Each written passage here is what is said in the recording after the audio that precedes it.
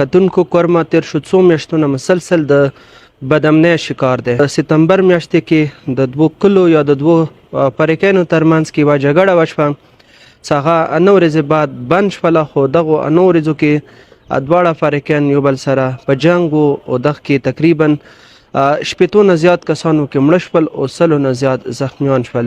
که دینه مخکې لاړ شو نو جولای میاشت کې یوه بله جګړه شوې وه چې هغه کې شپېتو نه زیات کسان ورکې مړه او 200 نه پورته کې زخمیان شوي وو. د هغو جګړو نه بعد علاقې کې کوم حالات و هغه هم په معمول په مطابق نه و. کوم مین روډ دی هغه باندې کوم مدرب و هغه به د کنوایي په سیستم کې دلو کنوایي یعنی حکومت زیر نگرانی کې به خلک تلل راتلله. خو تیر شو هفتې په ورځ کونجلې ځای په غرو کې هلته په څو شکاریانو باندې فایرنګ وشولو. څخ فایرنګ نه بعد ټیک نیمه غنټه بعد یوه کلي کې نامعلومو وسلوالو په یوه کنوایه باندې برید وکړو. هغې کنوایه کې 14 یا 18 کسان مړه شول او تقریبا 10 نه زیات وکې زخمیان شول. دغې واقعې نه بعد په علاقې کې سوګ اعلان شوی دی، 3 ورځې سوګ منعو کیږي او د هنګامي اجلاسو او د مذمتي پروګرامو سلسله هم جاری ده.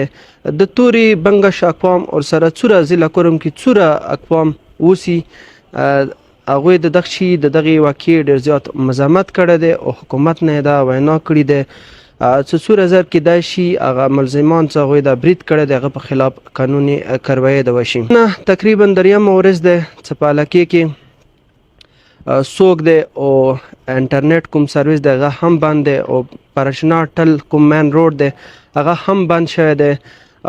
امدورب چې کوم هغه به کنوایي سره کېدلو خو فلحال کنوایي کومه سلسله دی هغه هم ورکه شوې دی او دین علاوه په علاقې کې بدامنۍ کوم فضا دی هغه هم برقراره دی.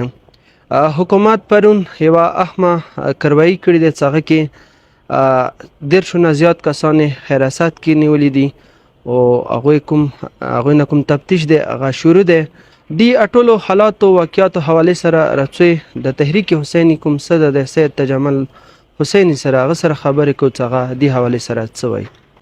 ضلع کوروم تاسو ته پاته دی چې ډېر وخت نه د مختلفو مسایلو شکار دی. ضلع کوروم کې امن وقتاً فوقتاً خرابېږي چې هغه نه د امت مسلمه منځه یو دراړ پیدا کېږي. موږ غواړو دا چې ضلع کوروم کې یو پایدار امن راشي او دا پایدار امن کوم دی هغه ضمانت صرف او صرف دا دی چې مو څوره مسلمانان وروڼه ضلع کوروم کې مو اوسو مو خپلو منځو کې د وحدت او د محبت مظاهره وکړو.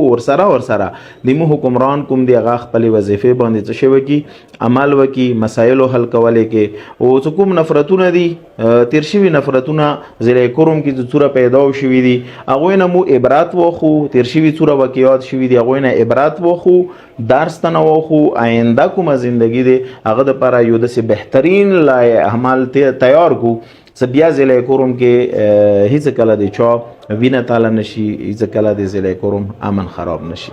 ضلع کوروم مسایل ډیر زیات یا زه ټول نه چړم د حالیه کوم واقعیا شوي دی هم متوري قوم ټولو برپور مزاحمت کړی دی او ډیر ټینګتي سره مو د دغې خبرې غندنه کړې دی او حکومت نه دا مطالبه کړې دی چې مو ټول ضلع کوروم کې امن غواړو. په کار دا دی چې یو پایدار امن دپاره یو ټوس قدم واخیستی شي.